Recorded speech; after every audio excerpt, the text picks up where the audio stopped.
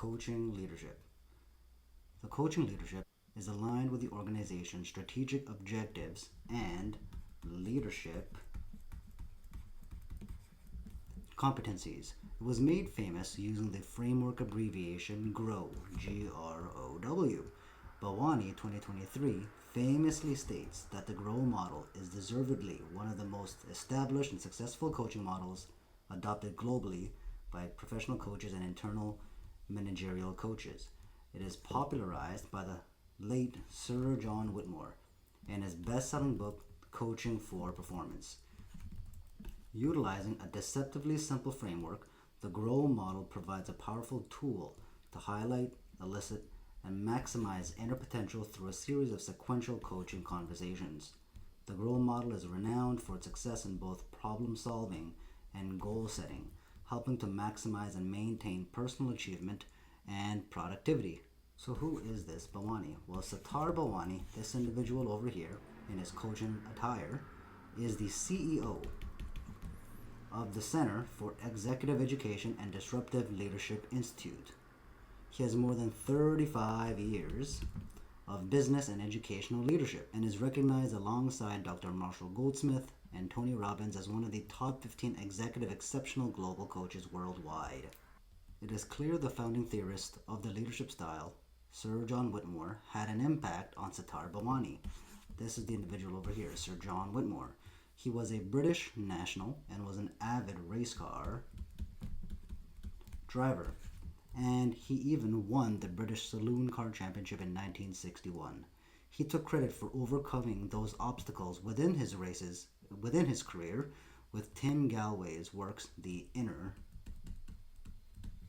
Game philosophy, and was able to transfer that mindset to his races and business leadership. An example of such business leadership was when he co-founded the company Performance Consultants International, which has trained brilliant leaders who had led teams at Google, IKEA, and Deloitte, to name a few.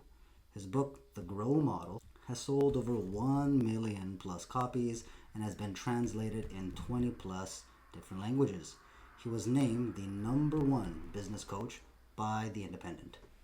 His works laid the foundation of the coaching culture worldwide, and he was known to emphasize two words: self-awareness and responsibility. These were the terms that he was known for throughout his career. Born October 16, 1937, he was laid to rest in April 28, 2017.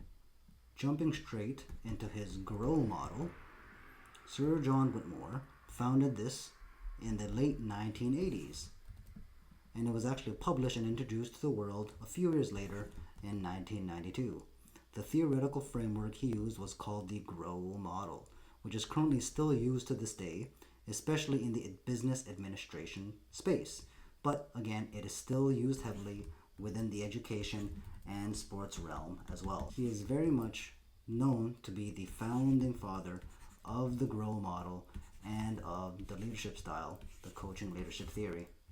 Despite John Whitmore's case for coaching leadership in 1992 being after Hersey and Blanchard's, these gentlemen over here, their implementation of coaching leadership via situational leadership in 1969, John Whitmore is still regarded as the founding father of this methodology.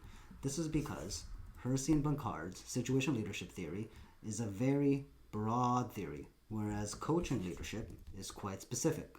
In fact, the leaders use situational leadership when they wish to adapt it to the readiness of the team using the following order: a direct approach, a coaching approach, followed by a supportive approach, and then finally a delegating approach. However, leaders can also specifically just use the coaching approach. So I'm just going to be putting over here, it's more specific. So leaders can just use the coaching approach when the situation requires them to actively listen and provide feedback for the sole purpose of fostering growth and self-ownership.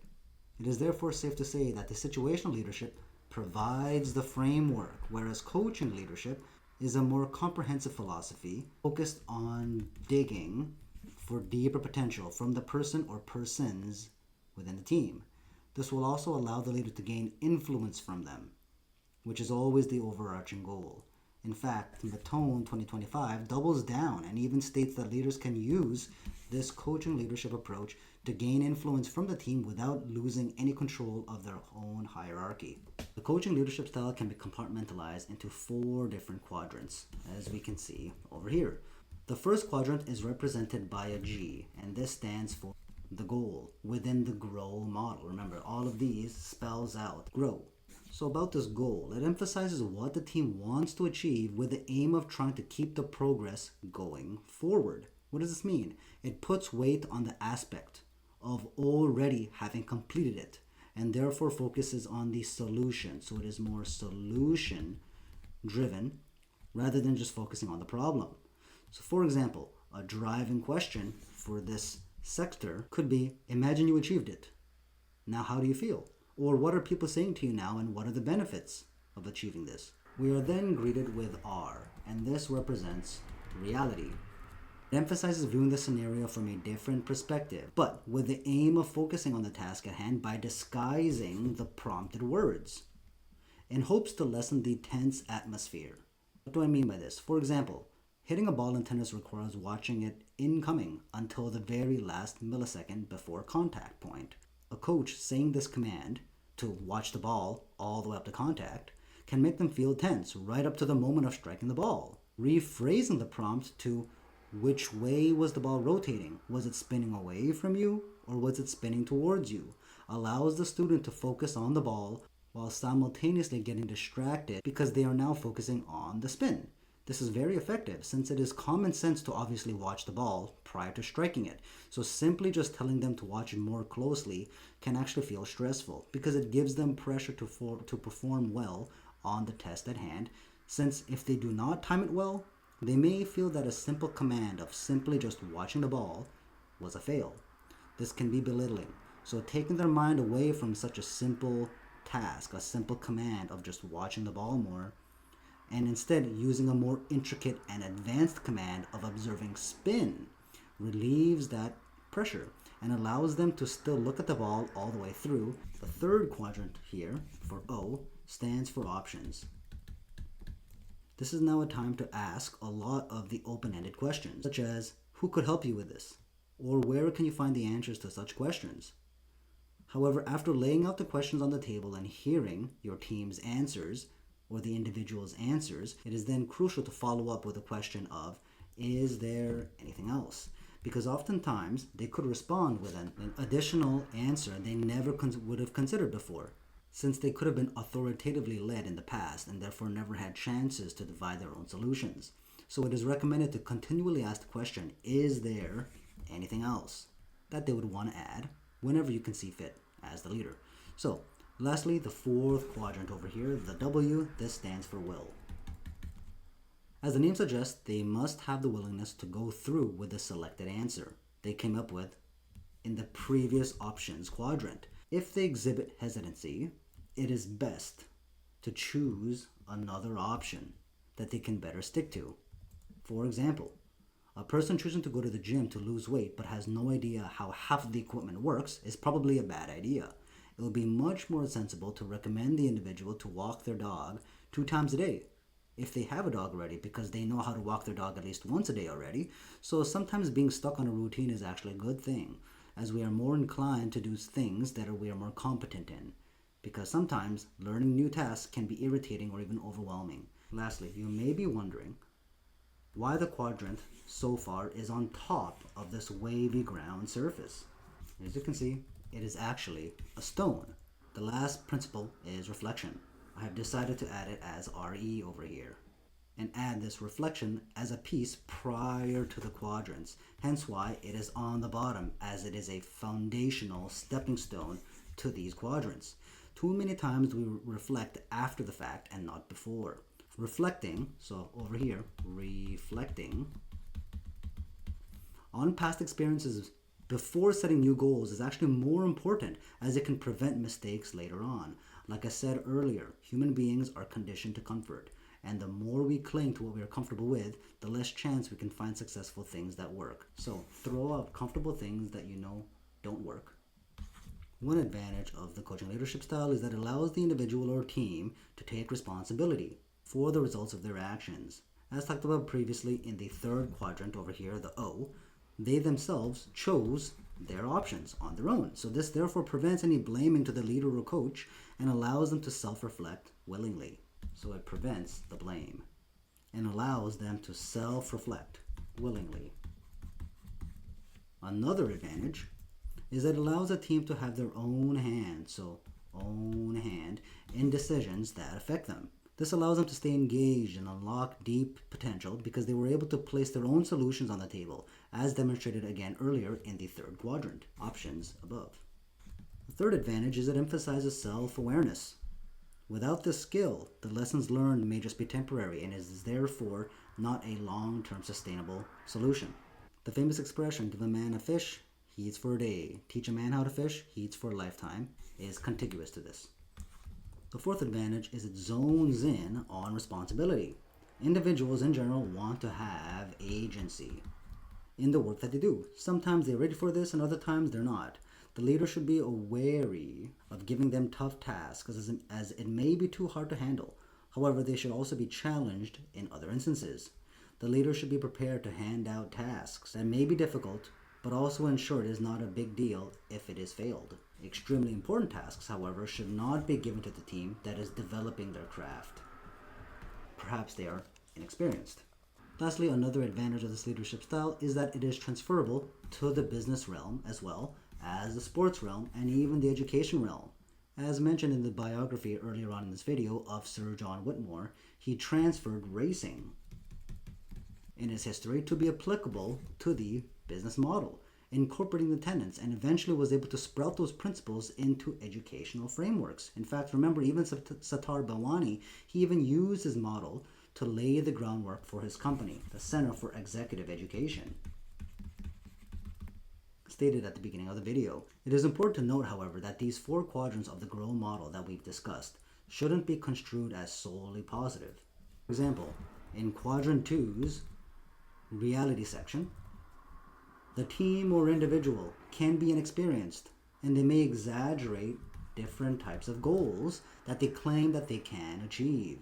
They are therefore not rooted in this reality quadrant. Before you know it, their unrealistic expectation can't meet the outlined timeline, resulting in mass turmoil in the future. The same, however, can be said for the leader or the coach. They themselves could have also been briefed with the incorrect information of the competency of the team, or maybe they just put too much faith in the potential of the team without testing the waters first.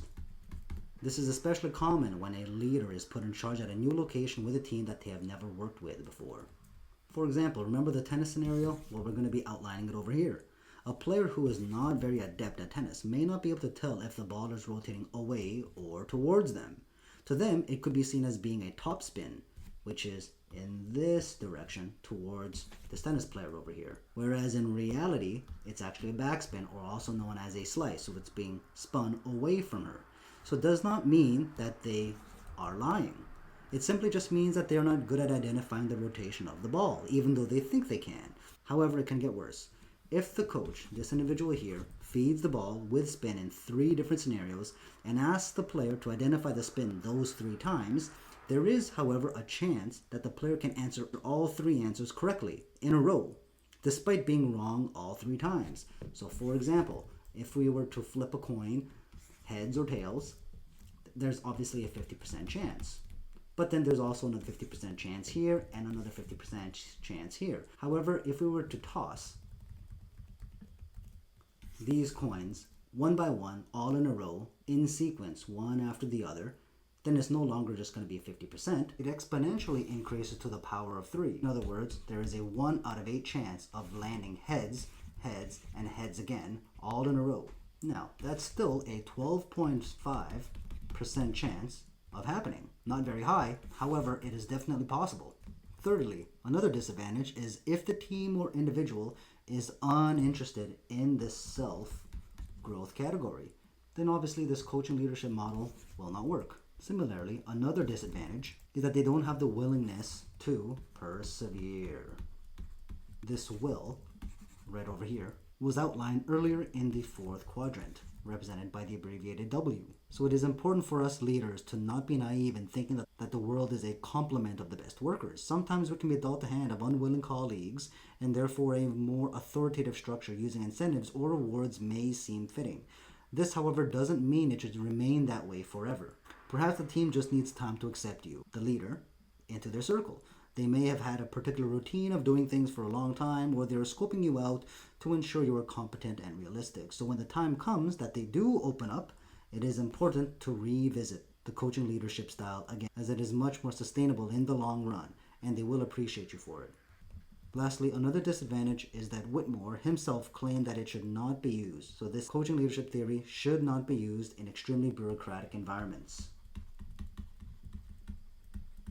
This exemplifies that when there is a structure that disconnects people from working together to develop holistic approaches, but rather focuses on getting the tasks done like robots, then this leadership style will not work. So even if there are a handful of people that want the best for the company, the incentive structure, if it does not support this, they will eventually get burnt out. When a coaching-oriented leader, like a principal, tries to increase a culture of continuous improvement, the rest of the administration and the teachers build a cohesive environment to do their part, selflessly, giving their all to make their school a better place. Another connection to administration is that when a coaching-oriented leader builds instructional leadership capacity, there will be a variety of leadership positions that open up and get created. This allows the staff member in charge of that role to feel empowered, which can lead to an organization in their departments, or even have them to practice leadership in facets like administration, if that is what they want to be promoted to do later on. Thirdly, when a coaching-oriented leader emphasizes that teachers should teach their lessons through strength-based lessons that they are good at, classroom instruction will remain flourishing. It is not realistic to force a way of teaching if that teacher is not comfortable with it. Allowing them to have freedom to develop their lesson on their own with their personal strengths and their own flares is way more productive, provided that they are still following the curriculum. Fourthly, when a task-oriented principal wants to make evaluations more relevant by probing more advanced and sophisticated questions, the teacher will give more information to the principal. As exhibited in Quadrant 2's reality section, looking at the teacher's lesson from a different perspective will earn the respect from the teacher. For example, if the principal learns a little bit about chemistry from the chemistry department chair, when the principal eventually visits a chemistry teacher in their classroom and asks questions that are more chemistry specific, the teacher is more eager to share the intricacies of the lesson. Lastly, a task-oriented principal will support teachers in committing to the next steps. This addresses the fourth quadrant of the will, right? The W. A teacher that does not have support from the administration, whether it being lesson plan related or student disruption related, will lose confidence in giving their all in the classroom. Their willingness to teach the curriculum while also having to simultaneously diffuse troubled students and their outbursts without any support can result in burnout and end the progress for the next steps. And we're dealing with this first problem over here, Overfield High School's student recognition program, losing the buy-in and enthusiasm, and the dwindling members of the staff members from 15 to 5 is obviously a concern. So we're going to be addressing this part over here within the case study. During the spring review, teachers voiced concerns that the students were losing their excitement about the rewards program. So obviously the first thing that we got to do is lead a committee to go over the student recognition program, but have them each think about options that could bring about enthusiasm. The enthusiasm here is the focus. After all has been laid out on the table, ask them, is there anything else? Remember that prompt, is there anything else? And squeeze out more options if possible. Finally, decide on prizes that are realistic to the school's budget. So as you can see with this prompt over here about anything else, we used O for options from that GROW model. In this second problem set over here, the past 2 years of the program have been quite different. Discipline problems were increasing, attendance has fallen by 2 percentage points, and relative to their involvement, the faculty expressed concerns regarding the behavior of some students during assembly programs. So as interpreted over here within the case study, clearly the stark difference between the first 2 years and the last 2 years represents staleness. Therefore, let's completely revamp how assemblies are done. Let's have homeroom every single day for that particular week. So for that week. For, let's say, 45 minutes prior to the first block. And then call down the grade 9s for an assembly on Monday. then the grade 10s on Tuesday, then the 11s on Wednesday, and the 12s on Thursday during the homeroom. So there's different grades being split up on different days per day within that week. Have the students engage during the assembly. Since the numbers are smaller now, and we can squeeze them all closer to the front 2 rows. Okay, so we can squeeze all the students to the front, to the first 2 rows. And we have to obviously engage the students with an activity. Taking advantage of such small numbers is crucial, as it allows us to give the students an activity that fosters reflection and self-awareness. So in this case, we have used the third advantage of the coaching leadership that we discussed previously in the video. This problem set over here kind of continues, but we're just going to be tagging along to this extended problem where the faculty reported instances where they had heard students complain about boredom, so too much time sitting still. At the end of the day though, teachers know themselves best in what works and what doesn't work for their classrooms. So we need to always have that in the back of our mind as leaders. However, to improve the complaints of sitting still, a meeting with a department chair is needed to ask them to convey to their team in their department meetings of ways to implement more engagement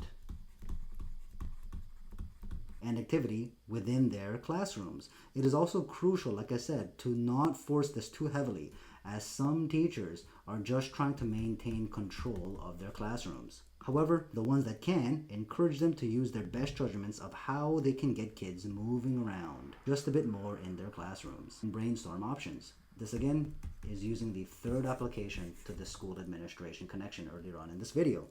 And the last problem that is also connected, I just want to tag on to this last point here, the same old prizes issue and the too stiff attendance guideline issue. It is imperative to bring in other professionals from the community about the importance of attendance guidelines, as it is needed for the real world. Punctuality cannot be flexible, as it is crucial for learning, and it prevents students from loitering in the halls. Therefore, having another voice to reach the students during assemblies or at other points throughout the day where it sees fit to speak to the hearts of the students is critical for self-reflection. Once students are able to reflect on their past experiences as being detrimental to their growth, they will no longer complain about stiff attendance. And this here, we have used the fifth quadrant, the introductory reflection stone that the 4 quadrants were built upon, established earlier on in this video. These are the references. Thanks for watching.